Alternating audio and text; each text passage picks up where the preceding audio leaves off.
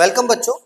जैसा कि अपनी सेमीकंडक्टर वाला चैप्टर चल रहा था तो उसका आज अपने नेक्स्ट वीडियो है जिसमें अपने कई टॉपिक कवर करेंगे, जिसमें बैंड थ्योरी को समझेंगे। सीबीएसई वाले इससे कई बार डेरिवेशन भी बना लेते हैं और कई बार केस स्टडी उनका इंपॉर्टेंट है, मतलब फेवरेट है।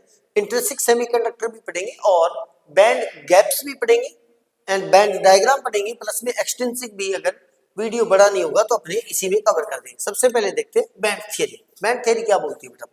जब अपने हाइड्रोजन एटम्स की बात करते हैं या किसी और एटम्स की बात करते हैं तो बोहर मॉडल में ये बोला था कि बोहर मॉडल में ये बोला इलेक्ट्रॉन जो है वो रिवॉल्व करते हैं एक स्पेसिफिक ऑर्बिट के अंदर, और वो ऑर्बिट एक्चुअल में क्या होता है? वो ऑर्बिट एक स्पेसिफिक एनर्जी लेवल होता है ना। आपने पढ़ा था कि अलग अलग एनर्जी लेवल्स होते हैं, देन वो एक अलग अलग एनर्जी लेवल्स होता है। अगर आइसोलेटेड एटम की बात करें तो उसमें इलेक्ट्रॉन रिवॉल्व करते हैं एक स्पेसिफिक एनर्जी लेवल के अंदर। जब वही एटम्स एक सॉलिड के अंदर होते हैं देन क्या होता है? देन जो आउटर मोस्ट इलेक्ट्रॉन्स हैं या आउटर मोस्ट जो एनर्जी लेवल्स हैं बेटा, वो आपस में ओवरलैप करते हैं। क्यों करते हैं? क्योंकि हमने क्या किया, उन सभी को बहुत पास लेके आ गए। क्या लेके आ गए? पास लेके आ गए। जैसे मान लेते हैं मेरे पास ये न्यूक्लियस है किसी एटम का, और ये मान लो इसका आउटर मोस्ट इलेक्ट्रॉन इस ऑर्बिट के अंदर रिवॉल्व कर रहा है। डन। एक और मेरे पास एटम है जो यहां पर है, इसका ये न्यूक्लियस हो गया, और एक और मैं सिर्फ आउटर मोस्ट इलेक्ट्रॉन बना रहा हूं बेटा, ध्यान रखना, आउटर मोस्ट इसके अंदर ओवरलैप कर रहे। देन इसमें समझने वाली बात है बेटा कि जब ये क्लोजली बाउंडेड होते हैं एटम्स तो क्या होगा? इसके जो आउटर मोस्ट ऑर्बिट्स होते हैं, आउटर मोस्ट ऑर्बिट्स होते हैं वो आपस में ओवरलैप करते हैं। ओवरलैप करते हैं तो जिसकी वजह से यहां पर बैंड की फॉर्मेशन होती है। बैंड का मतलब है एक अलग अलग एनर्जी लेवल बनता है। एक इन दोनों के दो या दो से ज्यादा से, ऐसा तो होता नहीं कि दो ही ऑर्बिट्स रिवॉल्व करेंगे। एक एटम है, एटम के सराउंडिंग में कितने एटम्स होंगे? बहुत सारे एटम्स होंगे। तो उन बहुत सारे एटम्स के आउटर मोस्ट ऑर्बिट्स जो है वो आपस में क्या करेंगे? ओवरलैप करेंगे, क्योंकि पास पास में आएंगे। तो ओवरलैप करने के बाद में वहां पर एक रेंज बन जाती है एनर्जी की। उस रेंज को अपने एनर्जी बैंड बोलते हैं। उसको क्या बोलते हैं बेटा? एनर्जी बैंड्स बोलते हैं। अब अगर बात करते हैं इसके बैंड थ्योरी। बैंड थ्योरी क्या बोलती है बेटा? इन एन आइसोलेटेड एटम में तो अपने पता ही है। अब वो जो बैंड बनेंगे उस ओवरलैपिंग की वजह से every electron experience slightly different environment, थोड़ा सा हल्का सा एनवायरनमेंट अलग हो जाएगा, जिसकी वजह से क्या होगा?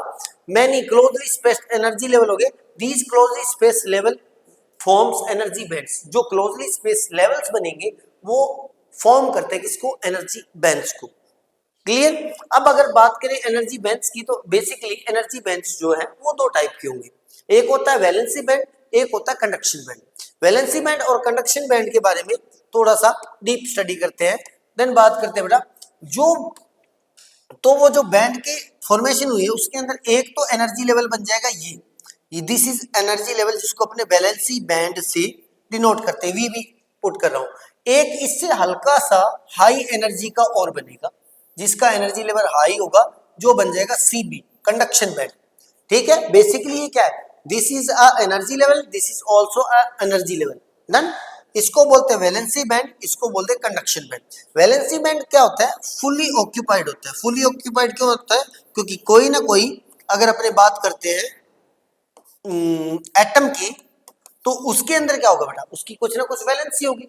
तो वो वैलेंसी वाले इलेक्ट्रॉन जो होते हैं वो लाई करते हैं इसके अंदर, वैलेंसी बैंड के अंदर। और कंडक्शन बैंड के अंदर लाई नहीं करते इलेक्ट्रॉन। कब तक? जब तक वो कंडक्टिविटी शो नहीं करता। यानी कंडक्शन बैंड के अंदर जो इलेक्ट्रॉन्स होंगे वो रीजन है, वो बेस है कंडक्टिविटी का। यानी ओनली उन्हीं चीजों में जो कंडक्टिविटी शो करते हैं उनमें कंडक्शन बैंड के अंदर इलेक्ट्रॉन होंगे, नहीं तो नहीं होंगे। क्लियर? अब इसको थोड़ा सा और डीप पढ़ेंगे। सबसे पहले बात करते हैं, ये अपने पास पता लग गया कि बेसिकली जब बहुत सारे एटम्स आपस में कंबाइन होकर एक सॉलिड बनाते हैं तो वहां पे मेनली एनर्जी बैंड्स बनते हैं, जो दो टाइप के होते हैं। एक लोअर एनर्जी का होता है जिसको वैलेंसी बैंड बोलते हैं, एक हल्का सा अपर एनर्जी का होता है जिसको कंडक्शन बैंड बोलते हैं। क्लियर? और ये बैंड्स का मतलब एनर्जी लेवल्स है। ये आ गया बेटा। वैलेंसी बैंड जो होता है वो contain valency electron, normally fully occupied होता है। कंडक्शन बैंड जो है वो हायर एनर्जी बैंड है। Electron here are free to conduct electricity, इसके अंदर जो इलेक्ट्रॉन होते हैं वो फ्री होते हैं इलेक्ट्रिसिटी को कंडक्ट करने के लिए। देन अब बैंड थ्योरी के हिसाब से टाइप ऑफ सॉलिड, अगर बैंड थ्योरी के हिसाब से टाइप ऑफ सॉलिड की बात करें तो जो है वो तीन टाइप के होते हैं, तीन टाइप के अपने पास सॉलिड्स होते हैं। अब मैंने बताया था कि ये एक एनर्जी लेवल है, this is a energy level. Then इस लेवल की एक एनर्जी होगी, मैं जिसको डिनोट कर देता हूं बेटा ई वी से, एनर्जी ऑफ वैलेंसी बैंड, और इसको अप्रोक्स एवरेज कर देता हूं ई बी से, सी से। देन इन दोनों के बीच में एनर्जी लेवल्स के बीच में कोई एनर्जी का गैप भी होगा, इसको अपने ई जी से डिनोट करते हैं। किससे करते हैं बेटा? ई जी से, एनर्जी गैप या फिर बैंड गैप, इसको डिनोट करते हैं। अब इस बैंड थ्योरी के हिसाब से आप एक्सप्लेन कर सकते हो, एक्सप्लेन कर सकते हो बेटा कंडक्टिविटी को। किसको? एक्सप्लेनेशन ऑफ मटेरियल कंडक्टिविटी लिख सकते हैं बेटा, मटेरियल कंडक्टिविटी लिख सकते हो, नहीं तो बस कंडक्शन लिख सकते हो। देन सबसे पहले बात करते हैं मेटल की।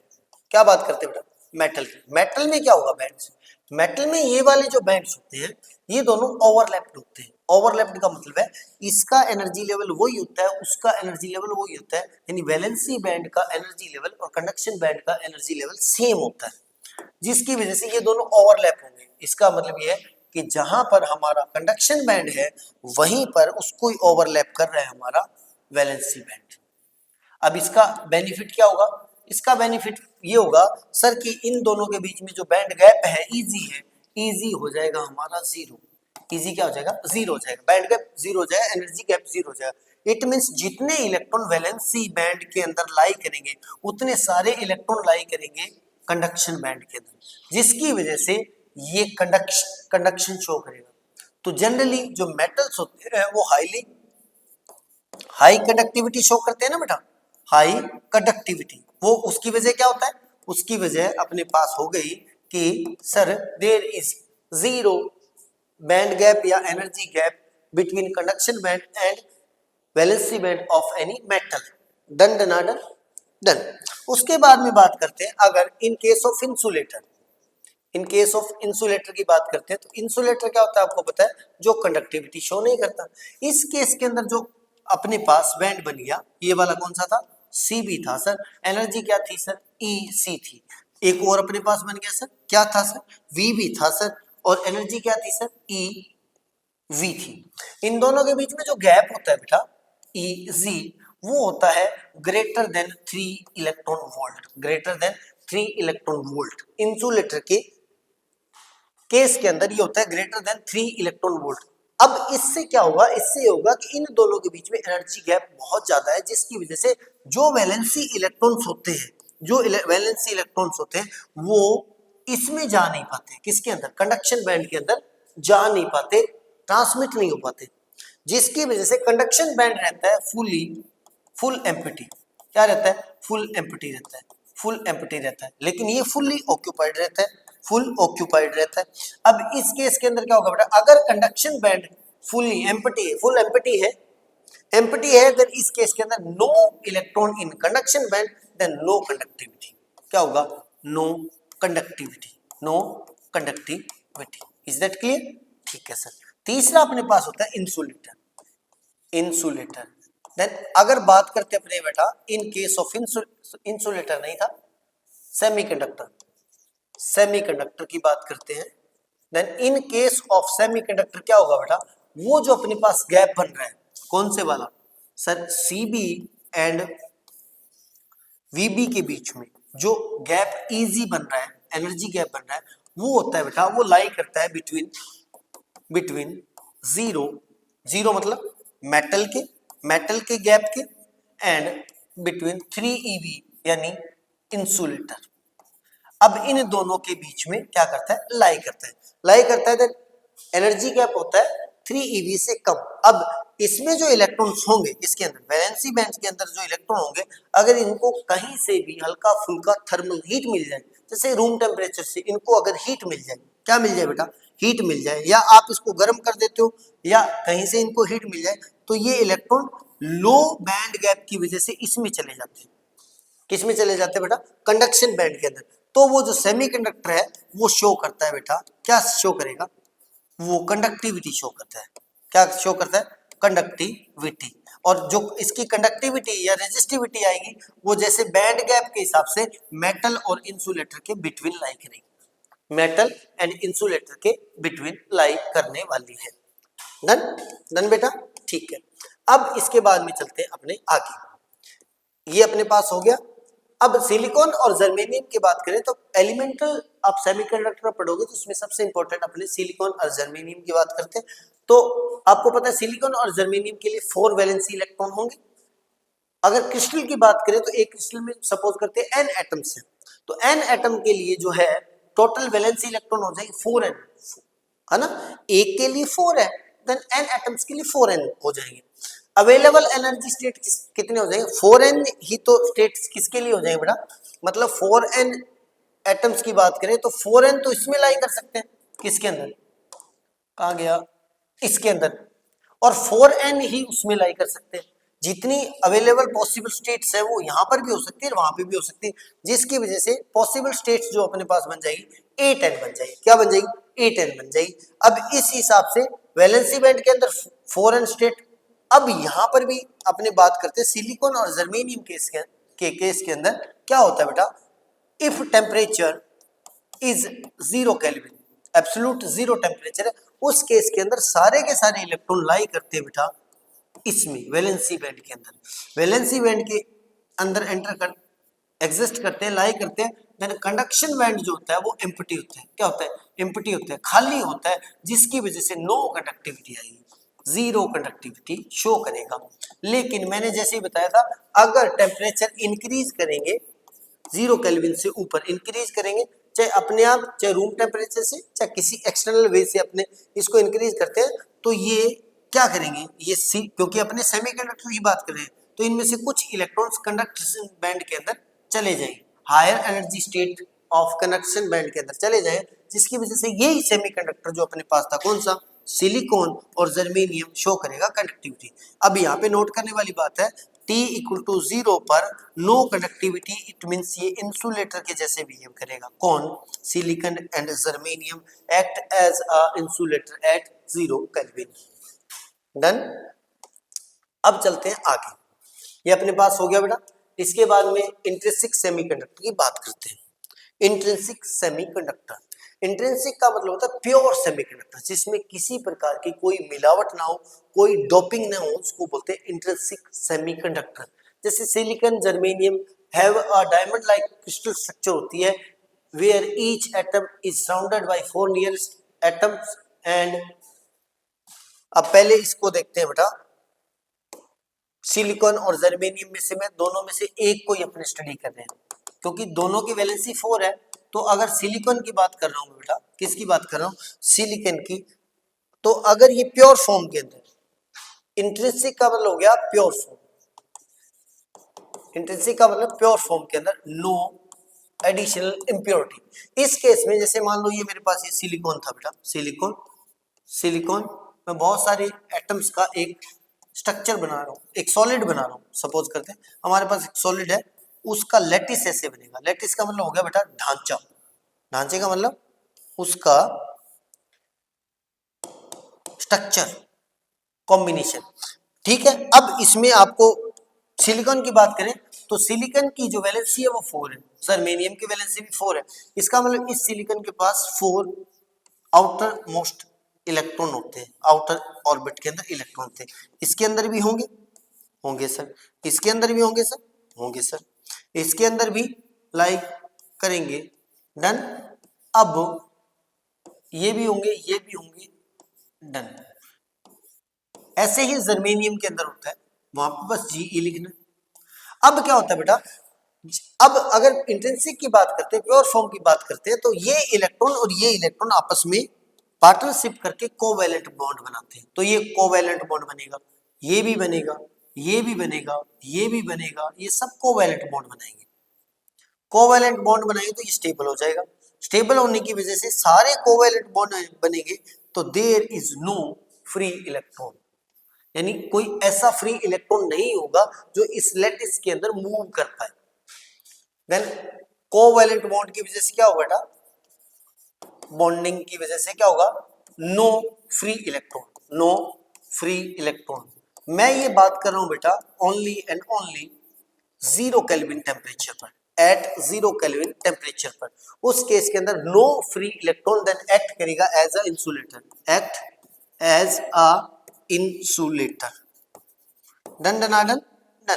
इसके बाद में अगर आप टेम्परेचर इंक्रीज करते हो, हम क्या करते हैं sir, if temperature is greater than 0 kelvin, उस केस के अंदर क्या होगा, उस केस के अंदर सर क्या होगा, ये जो हमारे पास इस इलेक्ट्रॉन को हल्का फुल्का कहीं से क्या मिल जाएगा, एनर्जी मिल गई, हमने रूम टेम्परेचर से मिल गई या हमने एक्सटर्नल कोई हीट दे दी इसको, तो एक आधे इलेक्ट्रॉन को क्या मिलेगी बेटा, हीट मिलेगी, हीट मिलेगी तो इसकी एनर्जी क्या हो जाएगी, एनर्जी जो है वो इंक्रीज हो जाएगी। जब इंक्रीज होगी तो ये क्या करेगा बेटा, ये वाला हमारे पास एनर्जी इंक्रीज होने के बाद में ये कोई एक आधा इलेक्ट्रॉन इसको छोड़कर लैटिस के अंदर मूव करने लग जाएगा, लैटिस मतलब खाली स्पेसिंग के अंदर मूव करने लग जाएगा, क्योंकि इस इलेक्ट्रॉन की एनर्जी इंक्रीज होगी, कोई भी जिसकी इंक्रीज होगी वो इलेक्ट्रॉन लैटिस के अंदर चला जाएगा। अब जैसे ये इलेक्ट्रॉन यहाँ पर चला जाएगा तो इसका मतलब ये इलेक्ट्रॉन फ्री हो गया, फ्री हो गया, फ्री टू कंडक्ट इलेक्ट्रिसिटी। और प्लस में वैसे देखें तो ये इलेक्ट्रॉन वैलेंसी बैंड से कहां चला गया, कंडक्शन बैंड के अंदर चला गया, क्योंकि कंडक्शन बैंड के अंदर जाएगा तो ही वो, इसका मतलब समझ गया कि वो इलेक्ट्रॉन जब उसके साथ अटैच था उस वक्त उसकी एनर्जी इतनी ही थी कि वो वैलेंसी बैंड के अंदर था। जैसे ही हमने टेम्परेचर इंक्रीज किया तो उसकी एनर्जी इतनी हो गई कि वो कंडक्शन बैंड के अंदर चला गया, जिसकी वजह से ये फ्री इलेक्ट्रॉन के हो गया। अब ये जैसे फ्री हो गया तो ये लैटिस के अंदर, इस लैटिस के अंदर यानी इस स्पेसिंग के अंदर मूव करने के लिए फ्री हो गया, मूव करने के लिए फ्री हो गया, तो जहां से ये इलेक्ट्रॉन चला गया है, जहां से इलेक्ट्रॉन ये चला गया वहां पे हमारे पास एक वैकेंसी क्रिएट होगी। क्या क्रिएट होगी बेटा, हमारे पास सर वहां पर एक वैकेंसी क्रिएट होगी, खाली जगह स्पेस बन गया। तो वो जो वैकेंसी है उसको अपने बोलते होल, क्या बोलते हैं बेटा, होल। इसको क्या बोलते हैं, वैकेंसी को बोलते हैं होल, बोलते हैं होल बोलते हैं। अब ये होल जो है वो एक्ट करता है as a positive charge, as a positive charge. क्यों एक्ट करता है sir, this is vacant seat, electron यहां से चला गया तो ये वैकेंट सीट है, तो ये किसी और इलेक्ट्रॉन को वापस अपनी तरफ अट्रैक्ट कर सकता है। जैसे सोडियम +1 है तो वो समझ में आ गया भी, अगर एक इलेक्ट्रॉन आपने इस सिलिकॉन एक इलेक्ट्रॉन दे दिया है देन ये सिलिकॉन ओवरऑल पॉजिटिव हो गया, क्या हो गया, ओवरऑल पॉजिटिव हो गया। केमिस्ट्री के अंदर भी पता है, इलेक्ट्रॉनिक विन्यास से भी मतलब इलेक्ट्रॉनिक कॉन्फ़िगरेशन से भी अपने जानते हैं कि अगर ये इलेक्ट्रॉन एक फ्री हो गया तो ओवरऑल सिलिकॉन पॉजिटिव हो गया, तो इसकी ये वाली जो सीट है, ये वाली वैकेंसी है वो एक्ट करेगी as a hole, as a positive charge, जिसकी वजह से ये किसी और इलेक्ट्रॉन को अपनी तरफ अट्रैक्ट करेगी ये वैकेंसी। अब सपोज करो कि ये वाला इलेक्ट्रॉन यहां से इस वैकेंसी को फिल करने चला गया, तो अब वो वैकेंसी यहां पर आ जाएगी। यानी इसका मतलब है कि इसकी वजह से जब भी आप 0 केल्विन की बात करते हो तो उस केस में से तो ऐसा होता नहीं, जैसे जैसे आप टेम्परेचर इंक्रीज करते हो वैसे वैसे इलेक्ट्रॉन्स वैलेंसी बैंड से कंडक्शन बैंड में जाते हैं, इसका मतलब लैटिस के अंदर मूव करने के लिए फ्री हो जाते हैं, जिसकी वजह से इलेक्ट्रॉन्स रिवॉल्व मूव करते हैं, जिसकी वजह से वैकेंसी क्रिएट होती है, और वो वैकेंसी जब फिल होती है तो वैकेंसी नई जगह क्रिएट हो जाती है। तो हमें ये पता लगता है कि एक्चुअल में इलेक्ट्रॉन भी मूव कर रहे हैं और इलेक्ट्रॉन के मूव की वजह से होल्स भी मूव कर रहे हैं। एक्चुअल में होल्स मूव नहीं करते, एक्चुअल में ये जो वैकेंसी है ये इलेक्ट्रॉन वहां चला गया तो यहाँ पर क्रिएट होगी, तो अपने को ऐसे लगेगा कि ये होल यहाँ से यहाँ आ गया, जबकि ये मूव नहीं करता, ये ध्यान रखना बेटा, होल की मूवमेंट होगी, मोशन हो गया। डन बेटा, डन, ये अपने पास बन गया। और कंडक्शन मैकेनिज्म आपको पता लगी गया, when electron jump to the conduction band they conduct electricity, vacant position hole बनती है, left in valency band also help in conduction. ठीक है, वैलेंसी बैंड के अंदर अपने पास होल्स बन जाएंगे, तो ये अपने पास पता लग गया। उसके बाद में जनरेशन ऑफ चार्ज कैरियर, तो ये मैंने बता दिया था कि टेम्परेचर इंक्रीज करते हैं तो कुछ वैलेंसी बैंड के इलेक्ट्रॉन कंडक्शन बैंड के अंदर चले जाते हैं, तो होल्स वगैरह क्रिएट करते रहते हैं, ये अपने पास पता लग गया। अब उसके बाद में इलेक्ट्रॉन एंड होल मोशन मैंने आपको समझा दिया कैसे होता है। अब यहाँ पर मैंने आपको एक चीज बतानी है कि जो हमारे पास होल्स भी मूव कर रहे हैं और इलेक्ट्रॉन्स भी मूव कर रहे हैं, देन मेरे पास जो टोटल आई आएगा बेटा, आई नेट आएगा किसके लिए, सेमीकंडक्टर के लिए, वो आई ड्यू टू इलेक्ट्रॉन भी आएगा और आई ड्यू टू होल भी आएगा। ये रिलेशन है, बिकॉज होल एक पॉजिटिव वैकेंसी, एक पॉजिटिव चार्ज की जैसे एक्ट कर रहा है, तो वो भी मूव कर रहा है, तो उसकी वजह से अपने पास नेट जो करंट आएगा वो आई ई प्लस आई एच आ जाएगा। क्लियर बेटा, ठीक है। अब इसके बाद में अगर इंट्रिंसिक सेमीकंडक्टर की बात करें तो 0 केल्विन पर पे वो क्या काम करेगा बेटा, फ्री नो फ्री इलेक्ट्रॉन्स होंगे, ना ही होल जनरेट होंगे, देन बिहेव लाइक इंसुलेटर। ये मैंने दोनों आपको बता दिया। तो अब इसको अगर बैंड के हिसाब से देखें, किसके हिसाब से देखें, बैंड के हिसाब से, यानी band diagram of intrinsic semiconductor, band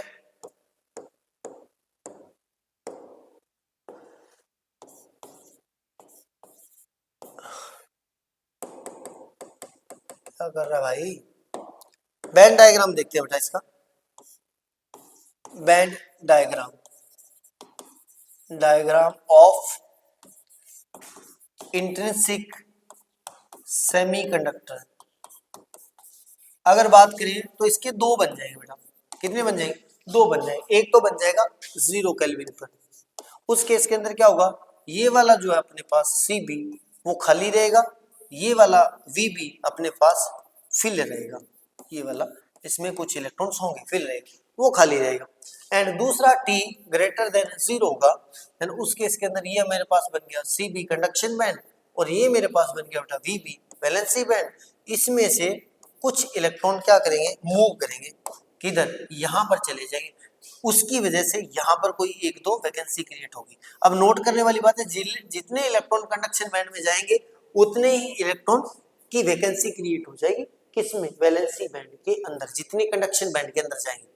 अब समझ में आया, इसका मतलब 3 अगर होल क्रिएट हो रहे हैं तो इसका मतलब है उस पूरे लैटिस में से 3 सिलिकॉन ऐसे हैं जिनके पास से इलेक्ट्रॉन फ्री हो गए और वो कंडक्शन बैंड के अंदर चले गए, तो वो ये जो होल्स बने इसका मतलब उस सिलिकॉन की 3 वैकेंसी बन रही है, और ये वाले इलेक्ट्रॉन कंडक्शन बैंड का अंदर चले गए, इसका मतलब फ्री लैटिस के अंदर मूव करने के लिए फ्री हो गए।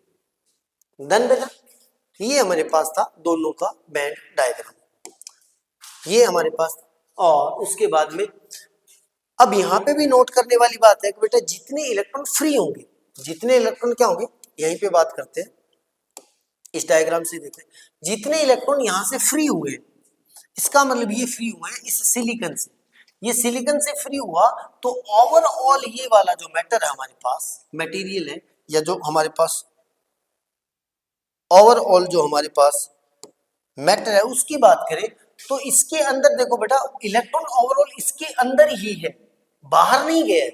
अगर इस ओवरऑल की बात करें तो ओवरऑल के अंदर पहले भी इलेक्ट्रॉन इसके अंदर ही था, बाद में भी इसके अंदर ही है, बाहर इसको छोड़कर नहीं गया। देन ओवरऑल ये पहले भी न्यूट्रल था, क्या था, न्यूट्रल था, तो अब भी ये न्यूट्रल ही रहेगा, ये ध्यान रखना बेटा, ये बहुत बड़ी बात है। कहीं आप सोचो कि इलेक्ट्रॉन छोड़ के चला गया, देन इलेक्ट्रॉन छोड़ के चला गया सिलिकॉन को, इस सिलिकॉन को छोड़ के गया तो ये सिलिकॉन की वैकेंसी एक्ट कर रही है एज अ पॉजिटिव चार्ज, न कि ये पूरा लैटिस जो है या पूरा जो स्ट्रक्चर है वो ओवरऑल क्या रहेगा, न्यूट्रल ही रहने वाला है। देन इंट्रिंसिक के केस में ये चीज आपको नोट करनी है। और दूसरी बात ऐसे भी सोच सकते हो कि जितने इलेक्ट्रॉन आपने फ्री हुए उतने होल क्रिएट हो गए, होल एक्ट कर रहा है पॉजिटिव चार्ज, तो इसका मतलब आप ये बोल सकते हो ओवरऑल वैसे भी न्यूट्रल है। जबकि रियल इसका जो रीजन है वो ये है कि इलेक्ट्रॉन चले गए का मतलब ये नहीं कि इस चीज को छोड़कर चले गए, इसका मतलब इसी जैसे इस रूम के अंदर पहले बाउंडेड थे, तो ओवरऑल सारे एटम्स जो थे अपने पास क्या थे, अपनी वैलेंसी कंप्लीट किए हुए थे, तो ये वाला सारा जो है कोवेलेंट बॉन्ड बनाकर क्या आ रहा था, फ्री इलेक्ट्रॉन नहीं थे, तो ओवरऑल ये न्यूट्रल था, यही मतलब हुआ।